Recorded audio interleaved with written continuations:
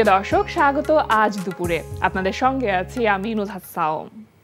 সবাইকে শুভেচ্ছা জানিয়ে শুরু করছি আজ দুপুরের আজকের আয়োজন। আজ থাকছে সংস্কৃতি, এনটিভি অনুষ্ঠান সূচি ও দুপুরের অতিথি। প্রথমেই থাকছে সংস্কৃতি। ধানমন্ডি শফিউদ্দিন শিল্পালয়ে আজ থেকে অনুষ্ঠিত হবে ঋতু রূপা তালুকদার সাথীর একক চিত্রকলা প্রদর্শনী দ্য সিলহুয়েট অফ স্ট্রেংথ। প্রতিদিন বেলা 11টা থেকে রাত 8টা এই সময়ে প্রদর্শনী চলবে 30 জুন পর্যন্ত। ধানমন্ডির লালমাটিয়ার কলাকেন্দ্রে অনুষ্ঠিত হচ্ছে আর্কিটেক্ট আব্দুল্লাহ মোতালেব ও চিত্রশিল্পী ওয়াকিলুর রহমানের আর্কিটেকচার ও আর্ট এক্সিবিশন প্লাস মাইনাস। প্রতিদিন বেলা 4টা থেকে রাত 8টা এই সময়ে প্রদর্শনী চলবে 29 জুন পর্যন্ত। এবার এনটিভি অনুষ্ঠান সূচি। এবার জানিয়ে দিচ্ছি এনটিভির আজ রাতের বিশেষ বিশেষ অনুষ্ঠানগুলির সময়সূচি। সন্ধ্যা 6টা 15 মিনিটে থাকছে সমসাময়িক বিষয় নিয়ে অনুষ্ঠান সংলাপ প্রতিদিন।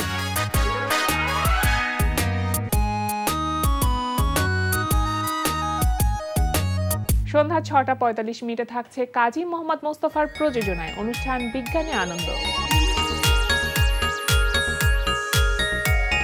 রাত 8টা 20 মিনিটে থাকছে আলামিন স্বপনের রচনায় তাইফুর জাহান আশিকের পরিচালনায় ধারাবাহিক নাটক ফাউল। শোনেন, টাকা পয়সা যা লাগে লাগুক, আপাতত আমার গ্রেপ্তারটা ঠেকানো। পুলিশ যদি টাকা না খায় পুলিশে অনুরোধ করেন। শোনেন, আমি যদি গ্রেপ্তার হই তাহলে আমি বিপদে পড়বো, আর আমি যদি বিপদে পড়ি আমি কিন্তু কাউরে ছাড়বো না। কিছু মনে হলেন না চেয়ারম্যান আপা, আপনি কি গ্রেপ্তার অনেক ডরে এখানে এক কথা কইতেছিলেন ফোনে? বিল্লাল, তুমি একটু বেশি কথা বলো, কথা কম বলবা। যেটা করতে বলা হয়েছে সেটা করবা। আমি তোর বস লাগি? হ্যাঁ, আব্বা কো আব্বা, কবিতা আব্বা আমার ভুল হয়ে গেছে, আমার আপনি মাফ করে দেন। বল আব্বা, আমার ভুল হয়ে গেছে আব্বা, আমার মাফ করে দেন। আপনি আমার তালই লাগেন, আপনি আমার শ্বশুর লাগেন, সব কিছু লাগেন। রাত 11টা 30 মিনিটে সরাসরি সম্প্রচার হবে মোহাম্মদ নুরুজ্জামানের প্রযোজনায় সঙ্গীতানুষ্ঠান মিউজিক নাইট। এই ছিল এনটিভির আজ রাতের বিশেষ বিশেষ অনুষ্ঠানগুলির সময়সূচি। এবার দুপুরের অতিথি। প্রিয় দর্শক, আমাদের আজ দুপুরের অতিথি সঙ্গীত শিল্পী ইয়াসমিন লাবণ্য। শুভ দুপুর। শুভ দুপুর। কেমন আছো বলো? আমি খুব ভালো আছি, তুমি কেমন আছো? আমি তো খুব ভালো আছি, তোমাকে পেলে আমার খুব ভালো লাগে। একদমই তাই। আমি যখন আজকে এখানে আসবো ভাবছিলাম এবং তোমার সাথে থাকবো, আমার মনে হচ্ছে আমার তো আজকে ভালো হয়ে যাবে না? অনেক বেড়ে গেছে আসলে। মানে প্রিয় মানুষদের সাথে গল্প করতে আমাদের খুবই ভালো লাগে, কিন্তু তুমি তো অনেক ব্যস্ত থাকো। মানে সেই সময়টা কি পাও পরিবারকে সময় দেওয়া বা ফ্রেন্ড সার্কেলদেরকে সময় দেওয়া? আমি এখন আসলে যেটা করি, আমি সময়টা বের করে নেই। আচ্ছা। একটা সময় আমার মনে হয়েছিল যে আসলে ব্যস্ততাই সবকিছু, কিন্তু এখন গিয়ে আমার গত অনেক বছর ধরে আমি চেষ্টা করছি যে কাজটা তো আমাদের থাকেই, কাজের ফাঁকে আসলে যতটুকু সম্ভব সময় বের করে পরিবারের সাথে বা বন্ধু বান্ধবদের সাথে সময় কাটানো যায়। সো এটা চেষ্টা করছি অনেক দিন ধরেই। আচ্ছা, আর নতুন একটা সম্পর্কে তুমি জড়িয়েছো খুব সম্প্রতি, 4 মাস হলো আক্ট হয়েছে তোমার। তো লাইফটা কি একটু চেঞ্জ হয়েছে কিনা তারপরে? অত আসলে চেঞ্জ হয়নি এখনো, যেহেতু শুধু আক্টটাই আমাদের হয়েছে, তো সবকিছু মিলিয়ে একই রকমই লাগছে, খুব বেশি অন্যরকম লাগছে না। তবে কিছু মানুষ যেহেতু যুক্ত হয়েছে, তাদের সঙ্গে প্রতিনিয়ত হয়তো ফোনে যোগাযোগ হচ্ছে বা তাদের সাথে আউটিংটা বেড়ে যায়নি। তারপরে দায়িত্বের জায়গাটা আমি এখনো আসিনি, তো এজন্য আমি পরিবর্তনটা বুঝতে পারছি না। কিন্তু ওই যে বললাম না, মানুষগুলো বেড়ে গেছে, মানুষের সাথে একটু যোগাযোগটা রাখা, তাদের সাথে বের হচ্ছি, নতুন সম্পর্ক তৈরি হচ্ছে, ঘুরছি ফিরছি, ভালো লাগছে, একটা ভালো সময় কাটছে আলহামদুলিল্লাহ। আর পাশাপাশি তো গানের সাথে যে ব্যস্ততা বা তোমার চাকরি সূত্রে তোমার যে ব্যস্ততা, সেটা তো নিশ্চয়ই আছেই। একদমই। এবং আলহামদুলিল্লাহ তোমার সাথে শেয়ার করতে চাই, আমি আমার দর্শকদের সাথেও শেয়ার করি যে আমার এই আক্তের পরে না আমার কাজের ব্যস্ততা দেখা গেছে আরো বেড়ে গেছে, এবং এটা আমার জন্য খুব ভালো লাগে। আমি ওটাই রিয়েলাইজ করছিলাম যে এটা বোধহয় আমার জন্য খুব ভালো একটা দিক ছিল, যার কারণে আমার কাজের প্রতি আগ্রহ বলি বা ইচ্ছা বলি বা কাজের পরিমাণ বলি, সবকিছুই দেখা যাচ্ছে একটু বেড়ে গেছে আলহামদুলিল্লাহ। আর উপস্থাপনার জায়গাটা এখন মানে করছো তো নিশ্চয়ই? ওটা আছে আমার একটা জায়গায়, আমি আসলে খুব বেশি দৌড়াদৌড়ি করি না, একটা জায়গাতেই আছি, যেহেতু আমার গানটা ঘিরেই আমি আসলে সবকিছু করতে চাই। তো ওটাও যেহেতু একটা শেখার জায়গা, শিখছি, মানুষকে জানছি, ওটাও আলহামদুলিল্লাহ চলছে বেশ অনেক বছর, 9 বছর 10 বছর হয়ে যাচ্ছে একই জায়গায় আছি আসলে। আচ্ছা, যা কিছুই হোক না কেন তোমার কাজটা হচ্ছে শব্দকে ঘিরেই আসলে। হ্যাঁ, আর যেহেতু নৃত্যশিল্পী তুমি একজন এবং তুমি বাংলাদেশ শিল্পকলা একাডেমিতে সিনিয়র নৃত্যশিল্পী হিসেবে আছো, সেখানেও তোমার একটা ইয়ে আছে। নাচকে ঘিরে কি একটু কাজ কম এখন এই মুহূর্তে? তুলনামূলক কম। আমাদের বাহিরেও যদি আমি নাচের কথা বলি, বাহিরে নাচের অনুষ্ঠান একটু আগের থেকে অনেকটা কমে গেছে। দেখা গেছে মানে গানও আমার মনে হয় না খুব বেশি অনেক বেশি প্রোগ্রাম হচ্ছে এমন না, হচ্ছে, তবে হচ্ছে, কিন্তু নাচটা আমি অনেক কম পাচ্ছি। আর শিল্পকলার জায়গাটায় আমাদের তাও ভেতরকার কিছু প্রোগ্রাম বলি, রাষ্ট্রীয় কিছু প্রোগ্রাম বলি, ওগুলো চলছে। ওগুলো হয়তো রবীন্দ্রনাথের জন্মদিন বা নজরুলের জন্মজয়ন্তী এসবকে ঘিরে আসলে আমাদের অনুষ্ঠানগুলো নিয়মিত চলছে। তো ওই জায়গাটায় আসলে নাচের। আচ্ছা, কখনো কি এমন হচ্ছে যে একটি অনুষ্ঠানে মানে স্টেজ প্রোগ্রামে তুমি উপস্থাপনা করেছো, গান গেয়েছো এবং নৃত্যশিল্পী হিসেবেও কাজ করেছো, এমনটা কখনো ঘটেছে? তিনটা একসাথে হয়নি, তবে দুটো হয়েছে। কখনো আমি গান আর উপস্থাপনা করেছি, আবার বেশ 2021 না 23-এ হচ্ছে আমি যখন একটু দেশের বাইরে যাই, তখন আমার একই মঞ্চে গান গাওয়ার সুযোগ হয়েছে, আবার একই মঞ্চে আমি দেখা গেছে পরের দিন নাচ করেছি। একই সাথে করা হয়নি, তো একদিন গান ছিল একদিন নাচ ছিল, এরকমটা ছিল আর কি। এটা একটা অন্যরকম ভালো লাগা দেয় না? ডেফিনেটলি এটা অনেকে হয়তো এখন আমার ভালোবাসার মানুষগুলো, ভালোবাসার দর্শকরা জেনে গেছে যে এই মানুষটা গানও করে, নাচও করে বা উপস্থাপনা করছে। ভালো লাগে যখন যেটা করছি সবার কাছ থেকে একটা ভালোবাসা পাই, এবং গুরুরাও যখন বলে যে না, গানের জায়গায় গান ছাড়বি না, গানটা কন্টিনিউ কর, আবার নাচের জায়গায় এই নাচ ছাড়বি না, তুই কিন্তু নাচ কম করছিস। তো এই যে আমাকে ছাড়তে দেয় না, মানে আমি যদি হয় না কখনো আমি মনোযোগটা কমিয়ে দিতে চাই, বা না ঠিক আছে নাচটা একটু কম করব বা গানটা করি ওইটাই করি শুধু, এমনটা হতেই দেয় না আমাকে। সো আলহামদুলিল্লাহ এখন আমার না একটা অভ্যাস হয়ে গেছে, এবং পরিবারের সাপোর্ট একরকম। আমি ছোট থেকেই এটাকে বলি আমার ডান হাত বাম হাত গান নাচ, আর উপস্থাপনাটা আমি সবসময় ভীষণ এনজয় করি। আচ্ছা, একটি গান শুনে তোমার কণ্ঠে, তারপর আমরা বাকি গল্প যাব।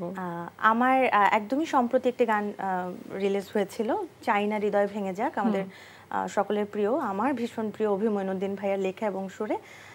সেই গানটি একটু গুনগুন করি। জানি না কোন খেয়ালে আছো তুমি আমাকে ভুলে, বলো না কোন অভিমানে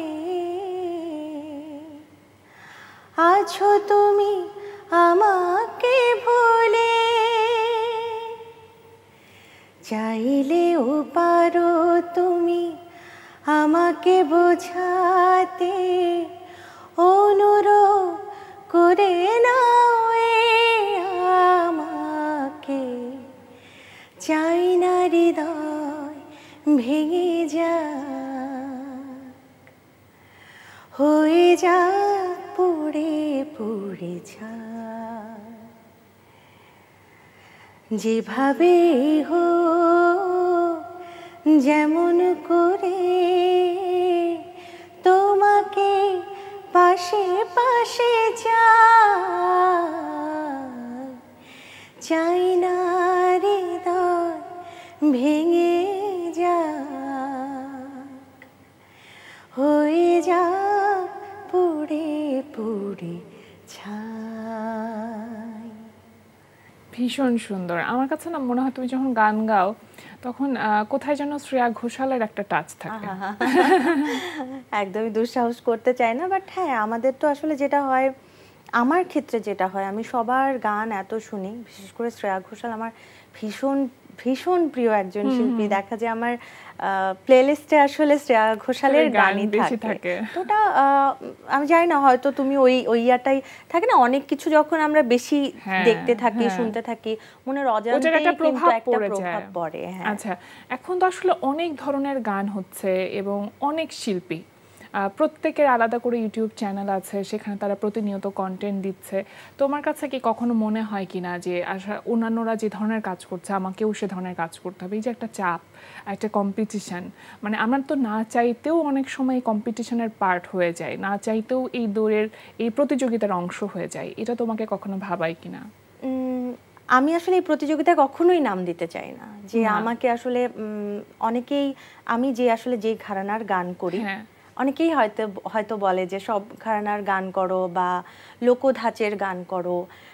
আমার কাছে মনে হয় যে আমি এটাতেই খুব স্বাচ্ছন্দ্য বোধ করি, অথবা আমার লোকধাঁচের বা লোকগানগুলো খুব বেশি আমি হয়তো ভালো গাইছি না, তা আমি হয়তো ওটা একটা হলো স্টেজে আমরা যখন পারফর্ম করি আমাদের সব ধরনের গান গাইতে হয় দর্শকের অনুরোধে, আমি হয়তো তখন চেষ্টা করি, লাইভে যখন থাকো তখন শ্রোতারা হয়তো তখন শুনতে চায়। তারপরও আমি আসলে আমার ওই প্রতিযোগিতায় আমি যেতে চাই না, আমি চাই আমার খুব সীমিত দর্শক হোক, কিন্তু এই মানুষগুলো এই গানগুলোই হয়তো শুনছে, আমার এই গানগুলোই তারা ভালোবাসছে। তো দেখা যায় আমি এই কারণেই হয়তো নিজেকে এখনো, যদি বলো প্রতিযোগিতায় নামা, যদি বলো ভেঙে আসলে ওই জায়গাটায় যাওয়া, এখনো অবধি যাইনি। আমার মনে হয় না আমি ভবিষ্যতে আসলে যাব এই প্রতিযোগিতায়। বাট কন্টেন্টের কথা যেটা তুমি বললে, কন্টেন্ট একটা পজিটিভ একটা ট্রেন্ড বলবো, এটা এখন আমাদের একটা মাধ্যম, এটাকে আসলে ইগনোর করার কিছু নেই। তবে আমি আমার ওয়েতেই আসলে যেতে চাই। হয়তো আমার দর্শক খুব কম হবে, আমি হয়তো লাখ লাখ মানুষ হয়তো পাবো না, কিন্তু এই 100 জন মানুষ, ওই 100 জন মানুষ যদি আমাকে ভালোবাসে, আমার গান ভালোবাসে, আমি 100 জন মানুষের বা 100 জন শ্রোতা নিয়েই আসলে পথ চলতে চাই। বাহ, কি চমৎকার করে বললে। আচ্ছা, আমরা যত বড় হতে থাকি না, আমাদের ছোটবেলার দিনগুলোর কথা খুব বেশি মনে পড়তে থাকে। মানে ছোটবেলার কোন জিনিসগুলো মনে পড়লে তোমার এখন অনেক নস্টালজিক লাগে?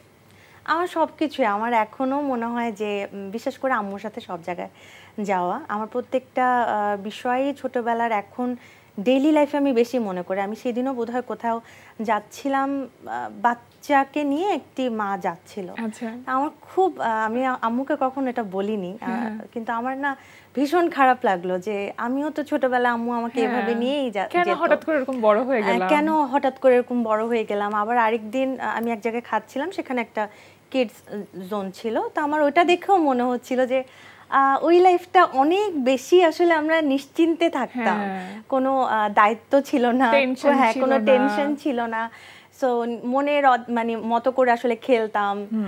তো ওই বিষয়গুলো খুব মিস করি, স্কুল দিনের গুলো আসলে মিস করি। রিসেন্টলি ফ্রেন্ডদের সাথে কথা বলছিলাম যে ইউনিভার্সিটি লাইফটা অনেক মিস করছি। এর একটা কারণ, আগে প্রতিদিন দেখা হতো সকলের সাথে, আমরা 5টা মেয়ে ফ্রেন্ড একসাথে, আমার দর্শকরাও হয়তো আমাকে ফলো করলে তারা দেখতে পায় যে মানুষগুলো 4-5টা মেয়ে আমরা একসাথে থাকি। তো ওদের সাথেও এখন বছরে একবার দেখা হয়। তো রিসেন্টলি প্ল্যানও করি যে এখানে যাব ওখানে যাব, কিন্তু কোনো কারণে কেউ হয়তো ব্যস্ত হয়ে পড়ে, সব মিলিয়ে হয় না। তো ওইটাও ওটাও ভীষণ মিস করছিলাম যে আমার স্কুল লাইফের ফ্রেন্ডদের সাথে রেগুলার কথা বলা, বা এই যে টিচাররা যে আদরটা করতো, এখন তো পড়াশোনা দিকটা নেই, সো স্কুলে যাওয়া হচ্ছে না বা ওভাবে কলেজে যাওয়া হয় না, সো ওই দিনগুলা লাইফটা চেঞ্জ হয়ে গেছে। কিন্তু এটাও পজিটিভ। কিন্তু তুমি যেহেতু ছোটবেলার কথা বললে, আমার একটা ব্যস্ত লাইফ ছিল, আমি স্কুলের ক্লাস শেষ করে গানের ক্লাসে যাচ্ছি, গানের ক্লাস শেষ করে হয়তো ওই দিন একটা নাচের শো থাকছে, এরকমও হতো। তো এগুলো আমার খুব মনে পড়ে এবং ভালো লাগে। আমি যে সবসময় ব্যস্ত ছিলাম ছোট থেকেই, এটা আমাকে খুব বড় হয়েও খুব বলবো কাজে লেগেছে, কারণ আমার কখনো মানে টায়ার্ড লাগে না যে আল্লাহ এটার পরে এটা কেন আছে, আমি খুব এনজয় করি। আচ্ছা, এই যে ধরো একজন মানুষ যখন মেধাবী হয় তখন সে কোনো না কোনোভাবে সকলের চোখে পড়বে, এবং তুমি এই যে মিডিয়াতে এসেছো, মিডিয়াতে বিভিন্ন জায়গাতে তুমি কাজ করছো, অনেক সাইডে তুমি আসলে তোমার পদচারণা আছে, এটা তুমি নিশ্চয়ই অন্য আরও 10 জনের চাইতে আলাদা বলেই তুমি সেটা করতে পারছো। সেক্ষেত্রে ছোটবেলার বন্ধু হারিয়েছো কিনা, বা কখনো মনে হয়েছে কিনা যে তারা তোমাকে একটু আলাদাভাবে দেখছে? না, আমার ক্ষেত্রে এমন হয়নি, সবারই সাপোর্ট পেয়েছি, বন্ধু বলো বা পারিপার্শ্বিক যে মানুষ। হিংসা ব্যাপারটা কখনো কাজ করেনি? আমি আসলে ওভাবে হয়তো দেখিনি। একটা হচ্ছে হয়তো কেউ করেছে, আমি হয়তো ওভাবে দেখিনি, এটা একটা হতে পারে। আর ওই যে কম্পিটিশনটা আসলে কখনো ফিল করিনি যে না ওর থেকে আমাকে হতে হবে। আলহামদুলিল্লাহ সবসময় যেটা হয়েছে যে গান করেছি, গানে প্রথম পুরস্কারটা পেয়ে গেছি বা কখনো তৃতীয় হয়েছি, ওটা নিয়েও আফসোস হয়নি যে আল্লাহ ও কেন প্রথম হলো, আমি কেন হলাম না। সো আমার আশেপাশের মানুষগুলো হয়তো এরকম, যার কারণে তোমাকে সেটা ফিল করতে দেয়। তাহলে আমার কাছে মনে হয় যে তুমি ব্লেসড যে সেই বিষয়গুলো তুমি ফিল করো। আলহামদুলিল্লাহ। আর আমি অলওয়েজই চেষ্টা করি সবসময় সবকিছু খুব পজিটিভ ভাবে দেখার। এখন আরো বেশি চেষ্টা করি। আমার কাছে মনে হয় তোমার চেহারার মধ্যে ব্যাপারটা আছে, ওই লাবণ্যতাটুকু আছে, আমরা লাবণ্যর মধ্যে সবসময় পাই। ছোট্ট করে একটু যদি বলো স্বপ্নটা কি? ভালো মানুষ হওয়া, ভালো ভালো কিছু কাজ করা। স্বপ্ন তো আসলে এক এক সময় এক এক রকম দেখেছি, কিন্তু এখন যেহেতু একটা জায়গায় এসে নিজেকে বেঁধে ফেলেছি, গান গাইছি বা যেই সংস্কৃতি যেই শাখাগুলোয় কাজ করছি, এই জায়গাটায় সবসময় থাকতে চাই। সুস্থভাবে সুস্থ সংস্কৃতির চর্চা করে আসলে এই জায়গাটায় থাকতে চাই। আর কিছু ভালো মানুষ পাশে থাকুক সবসময়ের মতো, এটাই চাওয়া। জীবনে খুব ছোট্ট একটা স্বপ্নটা পূরণ হোক, আমরা তেমনটাই চাই। একদম সবশেষে ছোট্ট করে একটু গান শুনবো তোমার কণ্ঠে। নিশ্চয়ই। আমার একটা গান হচ্ছে বেশ অনেক বছর আগেই করা হয়েছে, কিন্তু এটা আমি রিসেন্টলি আবার রিঅ্যারেঞ্জ করে নিজের সোশ্যাল মিডিয়া থেকে আপলোড দিব খুব সুনই। আসলে কাজটা হয়ে গেছে, জাস্ট আমি এর মধ্যেই গানটি হয়তো। এটা তোমার ইউটিউব চ্যানেল থেকে আসবে? YouTube channel. ঠিক আছে, শুনি। তো ওই গানটা আমি একটু গাইছি। ছিলে তুমি আধারে আলো হয়ে দু চোখে,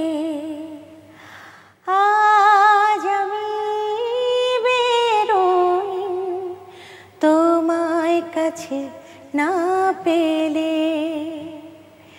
ছিলে তুমি আধারে আলো হয়ে দু চোখে, আজ আমি বেরোই তোমায় কাছে না পেলে। ফিরে আসবে কি আবার, এভাবে দিন কাটে না। তুমি ছাড়া আমাকে আর তো কেউ বোঝে না। ভীষণ সুন্দর, খুব ভালো থেকো। আর তোমাকে অসংখ্য ধন্যবাদ আমাদের আয়োজনে আসবার জন্য। তোমাকে অসংখ্য ধন্যবাদ। এনটিভি আমার খুব প্রিয় একটি জায়গা। খুব ছোটবেলা থেকেই আসলে শিশু শিল্পী হিসেবে যাত্রা শুরু করে এখন অবধি এখানে আমার আসা হয়, যেটা আমার ভীষণ ভালো লাগার।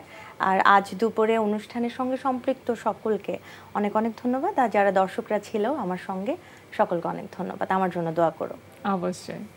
প্রিয় দর্শক, আমরা চলে এসেছি অনুষ্ঠানের শেষ প্রান্তে। অনুষ্ঠান সম্পর্কে আপনার মতামত জানাতে মেইল করুন আজ দুপুরে @ntvbd.com এ। বিশ্বের যে কোনো প্রান্ত থেকে যে কোনো সময় আজ দুপুরে দেখতে ভিজিট করুন আমাদের পূর্ণাঙ্গ ওয়েব পোর্টাল www.ntvbd.com। এছাড়া এনটিভি সব জনপ্রিয় অনুষ্ঠান ও খবরের আপডেট পেতে ভিজিট করুন আমাদের ইউটিউব চ্যানেল ও ভেরিফাইড ফেসবুক পেজে। সবার মঙ্গল কামনায় আজকের মতো এখানে শেষ করছি। শুভ দুপুর।